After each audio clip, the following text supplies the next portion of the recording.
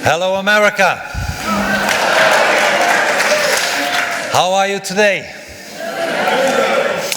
As always, it's really such an honor for me to be at Restoration Weekend, to be amongst friends, brave people who are determined to let freedom prevail.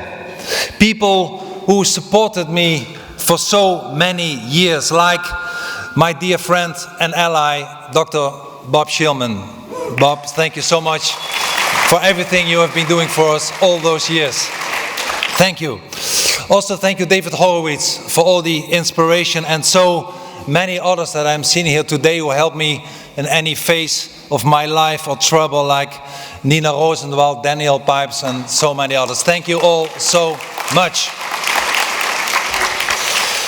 Every time I set foot on American soil, I feel the energy of the country that is characterized by freedom, like no other country in the world, and where bravery is still being held in high regard.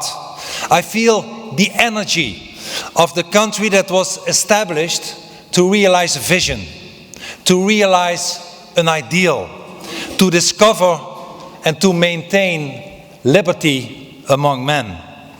America was built on courage, on imagination, and the undeniable determination which is still very much needed in the world today. I love the United States of America, where old glory, your flag, is always flying high, proud and bright. Stars and stripes forever.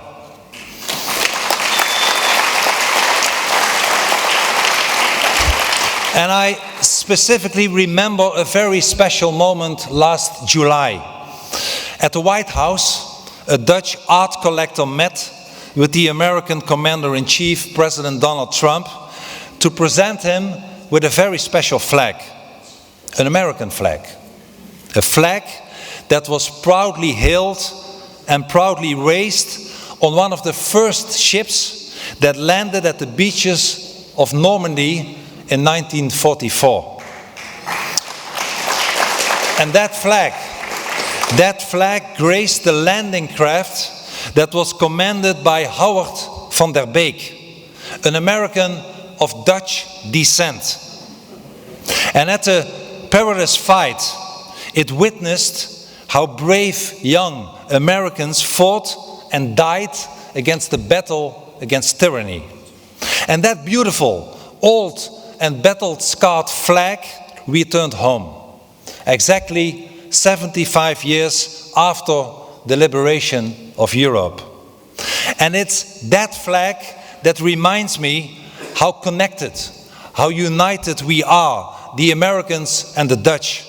It reminds me that though our countries may be an ocean apart, in the darkest hour of our history, America answered. It reminds me that we share our history. We share the color of our flags. We share the beautiful red, white, and blue. But we also share our future, because we share the same values. We believe in freedom. We believe in justice. We believe in liberty. And we know that these principles are as valuable as they are vulnerable. May our flags remind us, as I quote the great President Ronald Reagan, that our freedom is never more than one generation away from extinction. We didn't pass it to our children in the bloodstream. It must be fought for. It must be protected and handed on to them to do the same. Unfortunately, most of the European leaders don't protect our freedom. The freedom that American soldiers fought for and sacrificed their life for. After Nazism, after communism was defeated, they failed to stop Islamism today. They open our borders to more and more Islam and believe in cultural relativism, in the sickening mantra that all cultures are equal, which of course they are not. They fail to subscribe to the view, to the truth, that Islam and freedom are incompatible, as we can see in any country in the world where Islam is already dominant today. Everywhere Islam roots, freedom dies. Stop appeasing Islam. Neutrality.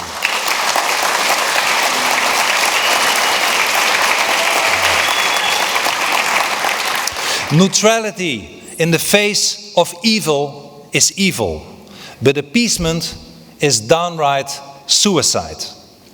And here in America, your President Donald J. Trump proves to be a very wise and a very brave man.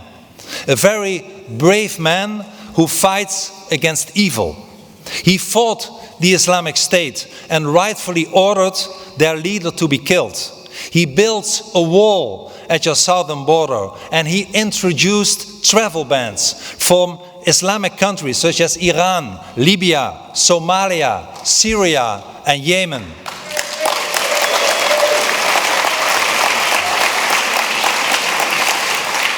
He allows very few to zero resettlement of so-called refugees in the United States of America. And he is not sidelined by the nonsense of the left, who are obsessed with fake issues like climate change. He is focusing on the real important issues like security, economy, and terrorism. And believe me, for somebody who is coming from Europe, this is all historic.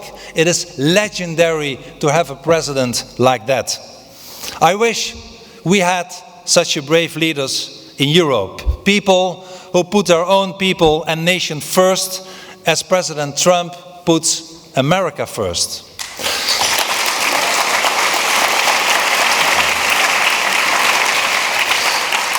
And as a foreign politician, I should not interfere in domestic American politics.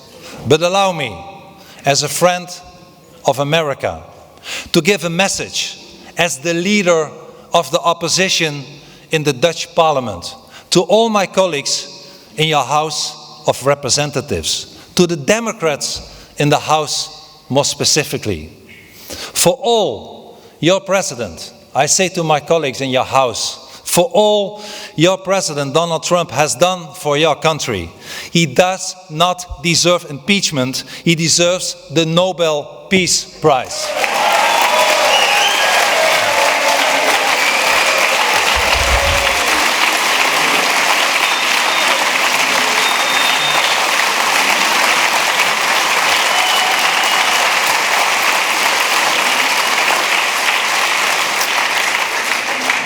I also admire President Trump's unwavering support for the State of Israel. He made America the first nation in the world to move its embassy to Jerusalem. He recognized the sovereignty of Israel over the Golan Heights. He knows that Israel is one of us, that Israel is the first line of defense of our common heritage and culture, that Israel indeed is a beacon of light in an area of total darkness. And just like the American soldiers stormed the Normandy beaches in 1944, today young Israeli men and women are fighting for our freedom, for our civilization, for our values, and they deserve our utmost respect.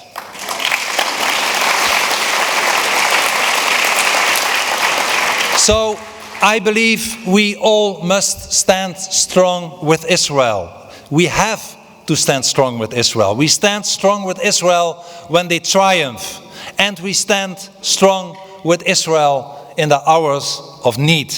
When dark Islamic forces rain rockets upon its citizens of Israel. We stand strong with Israel. And just this week we saw again rockets of hatred pouring down on innocent Israeli citizens.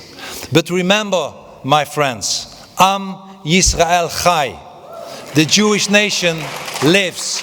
The Jewish nation lives, is resilient, and will defeat its vicious enemies. When the evil empire of Iran threatens to wipe Israel off the map, we stand strong with Israel. And we stand strong with Israel in their quest for peace and justice, in their fight against the anti-Semitic BDS movement.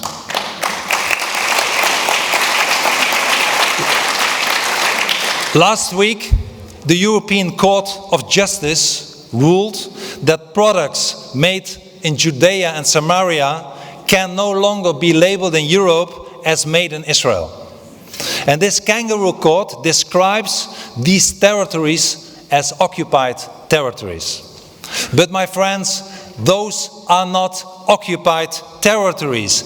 These are liberated territories. I lived and worked in Judea for almost a year. It's the heartland of the Jewish state. And today we see the Jews leaving from Europe. Unfortunately, Jews are leaving Europe today because of the Islamic and the left anti-Semitism. And Evelyn Marcus, a dear friend of mine, where is Evelyn? Is Evelyn, please, Evelyn Marcus, who is here. She's standing there. Evelyn Marcus made the documentary called Never Again Is Now. I repeat, Never Again Is Now. Exactly about that issue. And I recommend you to watch it, to support it. It is important that this film, Never Again Is Now, about the Jews leaving Europe because of anti-Semitism, is watched by us and elsewhere. Thank you so much, Evelyn, for making this documentary. My friends, in Europe, most government leaders exactly do the opposite as President Trump. They open the borders to more and more immigrants, most of them from Islamic countries with Islamic values. As a matter of fact, we are now in the process of being colonized by Islamic colonists. They dismantle our nation states. They give away our national sovereignty to bureaucratic institutions, our leaders, like the European Union. They appease the evil ideology and they facilitate the demise of freedom of speech. Actually, they are the one, not your leaders, but our leaders are the ones that deserve to be impeached.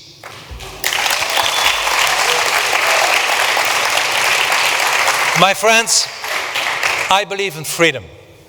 I believe in the American dream, a better life for generations to come, where anyone can obtain their own version of success through sacrifice, through risk-taking, through hard work. It's a dream that many European citizens share. But in order to keep that dream alive, we have to stand up for the truth. And the Russian writer and dissident Alexander Solzhenitsyn used to say that the truth is seldom sweet, it's almost always very bitter. And he was right. But the truth should be heard. And the truth is, once again, that the Western civilization, our civilization, based on humanity, on Judaism and on Christianity, is the best civilization on earth, is far superior to the Islamic civilization.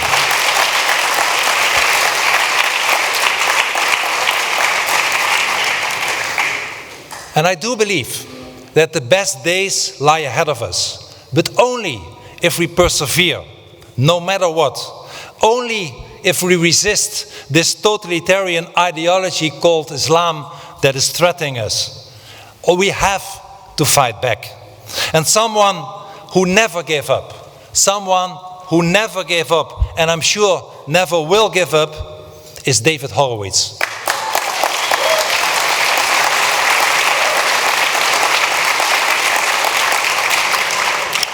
Somebody who spoke before here called him a giant, and he really is. David has been an inspiration to me and to many others, not only in America, but around the world, for a very, very long time. His mission, David's mission, and that of his Freedom Center is very clear and very strong. Identify the enemy and devise ways to defeat him. And the collaboration between the political left and America's enemies abroad and criminals at home is not only an American phenomenon. We experience it in Europe every day. And David's mission to defend free societies which are under attack from the enemies within and without is more topical than ever. It even became worse in Europe, where not only the left, but also many of the so-called conservatives or conservative liberals, as the German Chancellor Merkel of our own Prime Minister Rutte from the Netherlands, are acting like the left today. They are the ones opening our borders to mass immigrations. They are the ones inviting the Islamization of our societies, of inviting the culture of hate and submission, of giving away our national security, our freedom of speech, our national sovereignty, our cultural identity. They believe that issues as climate change are more important than stopping Islamic barbarism. And for that fight and for that resilience that we have, also the people of Europe have to thank David Horowitz. Thank you, David, for your inspiration.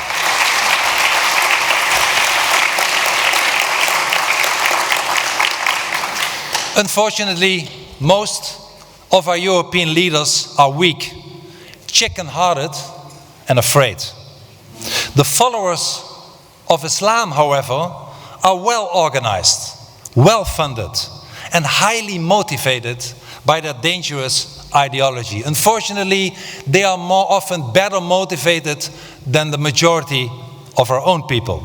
That the alliance of the left and the liberals that they made an alliance with. But fortunately, these weak politicians don't represent the future. They don't represent hope.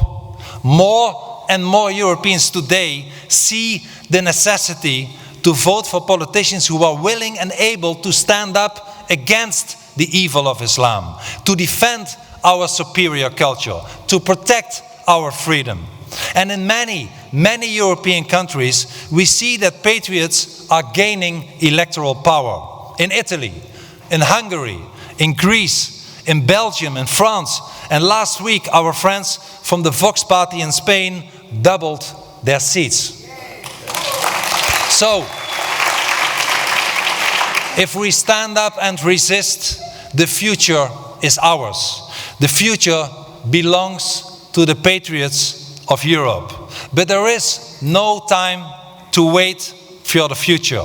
We need to act today. It is our duty that we push back, that we fight back and defend what our fathers and forefathers fought for. We won't let the progressive and the Islamic allies define our future.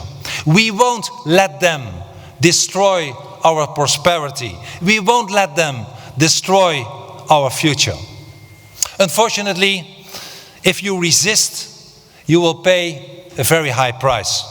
As I experienced myself, as Dr. Bob said, I got many fatwas. I am on the death list of many Islamic terror organizations, and I live under 24/7 police protection and security and in government safe houses with my wife for more than 15 years now. But besides that, I have been taken to court and threatened to be taken to court in the Netherlands, in Austria, in Pakistan, in Jordan, in the Islamic Republic of Iran, in Saudi Arabia, and I'm a persona non grata for life in Indonesia. It's a legal jihad against the freedom of speech. Not only from Islamic barbaric regimes, but also from Western countries, Western governments like my own home country. Because indeed, for over a decade now, the Dutch political establishment and the public prosecutors are hunting me down. They are waging a legal war, a legal jihad against me with the sole purpose for silencing me. Silencing my dissenting opinion, silencing my and their political opponent. 12 years ago, I made a short documentary called Fitna about the dark sides of the Quran and the Islam. And the Dutch government even at that time tried to stop me from making this movie, for distributing this movie. And they tried to get me convicted for the crime of exposing the truth. And right after my full acquittal at that time, the former Dutch Ministry of Justice, who is responsible for the Dutch Public Prosecutor's Office, said to a senior official that Wilders is getting too much in our way. So the political witch hunt continued. And since then, since the last 5 years, I am entangled in a second political trial in my home country. Weeks I had to spend in a special secured courtroom where normally terrorists are being tried. I had to spend my days in that horrific courtroom instead of parliament. And what do they claim was my crime? Asking a crowd about Moroccans. In the Netherlands, the group with one of the highest crime rates, 80%. 80% of all Dutch Muslims who went to fight to Syria and Iraq for the Islamic State were Moroccans. And now there is solid evidence that the Ministry of Justice has influenced this trial, have tried to steer it. Political settling of scores of the highest order. And indeed, as Dr. Bob said, I'm the leader of the second biggest party in the Dutch parliament. I'm the leader of the opposition in the Dutch parliament. But I almost spend more time in courtroom and with lawyers than I debate in parliament. And as if that's not enough, today also Austria is considering to prosecute me now for a speech I held in 2015, almost 5 years ago in Vienna, as a guest of one of the major political parties. I spoke about the dangers of Islam. You can see my speech on YouTube. And in Austria, it seems that if a group of people feel offended, it is already punishable by law. And indeed, one Austrian mosque organization, filed a complaint after my speech, and now I could be prosecuted and jailed for 2 years in an Austrian jail. I hope you will all come and visit me, by the way. But whether I end up in jail or not is not the most pressing issue. I gave up my personal freedom years ago. The real question is, will free speech, will speaking the truth about Islam be put behind bars? That's even the larger question, will we leave Europe's children the values of Rome, Athens and Jerusalem, or the values of Mecca, Tehran and Gaza? What will be the choice? And this legal battle, my friends, is not over yet. But I tell you that whatever the outcome will be, I will never be silent. I will always speak the truth. I will always discuss issues regarding Islam and mass immigration. For that is not only my political mission, but it's my mission of my life. It's about freedom. It's the mission to safeguard us from the dangers of Islamization. So we have to never, ever give up.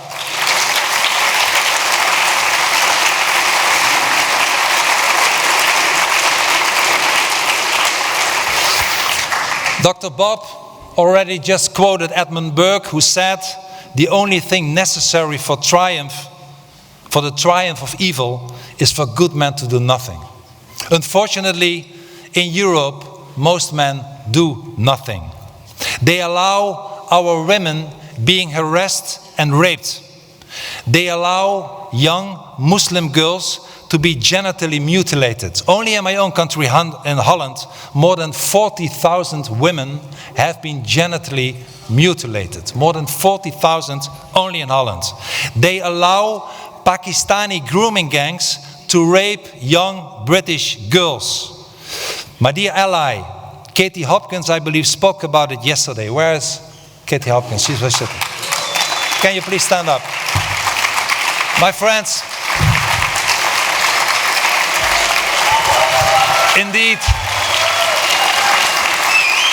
let me just say a few words, if you allow me, about Katie Hopkins. Katie Hopkins is a real brave person. She is a true hero. She is somebody who Europe needs more people about. She's not afraid. She speaks the truth. I recommend that you follow her. She is tougher than Margaret Thatcher, and she's braver than Prime Minister Johnson. She should be the next Prime Minister of the United Kingdom.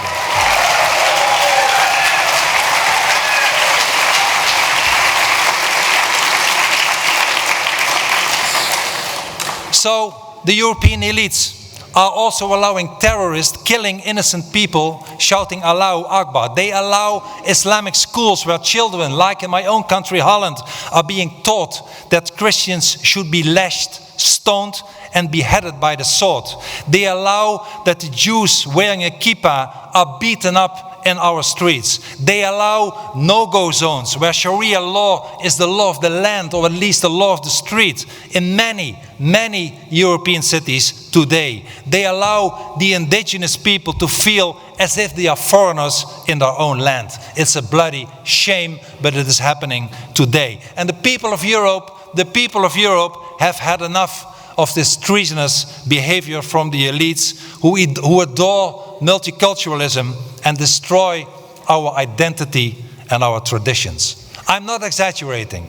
Parts of Europe resemble war zones today. When you look at major cities in France, in Belgium, in the Netherlands, in the United Kingdom, in Sweden, and anywhere else in Europe, at least not in Eastern Europe, but in the western part of Europe, you see that it looks like Northern Africa or the Middle East. That our values, like freedom, the equality between men and women, do not exist anymore. That violence, rape, and intolerance became more dominant, and Western values are replaced by values resembling Sharia law. So it's time to say enough is enough. We have to say no more. Please say no more. No more terror. No more Sharia law. No more anti-Semitism. No more legal jihad. No more evil. No more political weakness. No more Islam. Stop selling us out. My friends, the essence of my speech today is that Europe is in the process of being Islamized, and it's getting worse by the day. And if we don't fight back, we will lose everything. Indeed, we are facing the first and most major existential threat in the first time since the Second World War. The ancient heritage of our forefathers is under attack, and we have to stand up and defend it. A century and a half ago, here in America, a young president said exactly what I mean. And this is what Abraham Lincoln said in the year 1862. The dogmas of the quiet past are inadequate for the stormy present. The occasion is piled high with difficulty, and we must rise with the occasion. As our case is new, so we must think anew. We must disenthrall ourselves, and then we shall save our country. End of quote. And I can think of no better moment to defend our freedom than now. And it is up to us to let as many people as possible to realize this. For we are the free men and women of the West. And freedom is our birthright. And those who want to deny liberty to us do not belong to our society. It is as simple as that. So this is what I believe we Europeans, we in Europe should do. And maybe you should do the same, but that's up to you. First, stop pretending that Islam is a religion. Islam is not a religion. Islam is a totalitarian ideology based on conquest, submission, and violence. Islam is not a religion.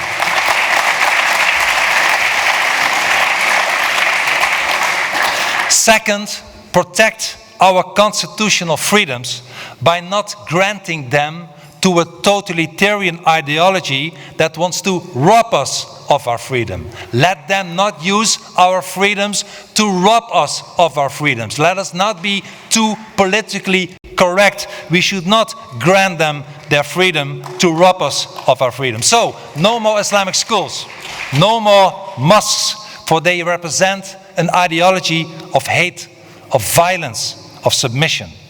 Third, we should stop the immigration, full stop the immigration from Islamic nations.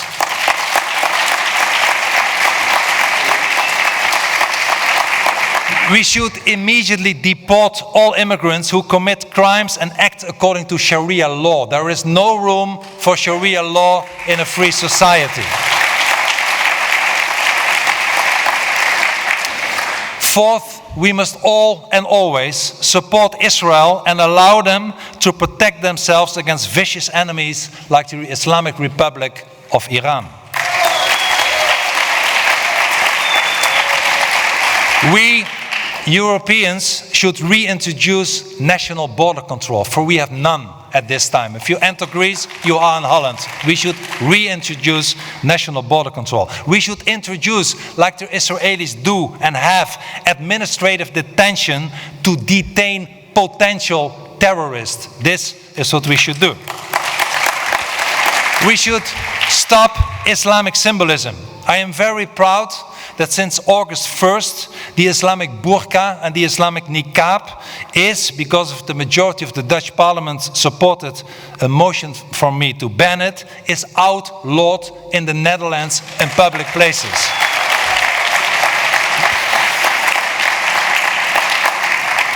And we should, of course, to be able to speak the truth, introduce a European kind of First Amendment so that Islam critics cannot be prosecuted anymore. I believe there are two things that Americans should do. First, learn your lessons from Europe. Learn your lessons from Europe. Islam already arrived at America. We heard speakers before me rightfully saying that, but it's just, don't think it's a long way before you become the second Europe. Islam will conquer before you know it. Be resilient, stand up and fight for your freedom and against Islam. And second, please, maybe the most important thing I ask Americans to do is re-elect President Donald J. Trump.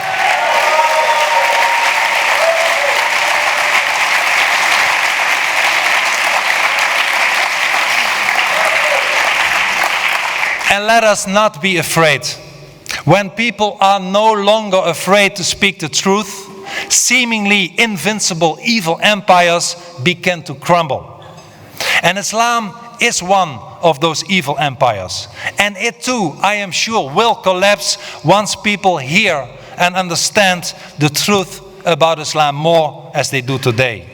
So we have no alternative than to make a stand against the enemies of freedom, from within and without, as David taught us.